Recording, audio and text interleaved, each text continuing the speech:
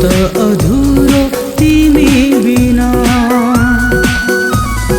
तिमी छोरा पो हाँसेकी छु म, तिमी छेउरा पो बाँचेको छु म।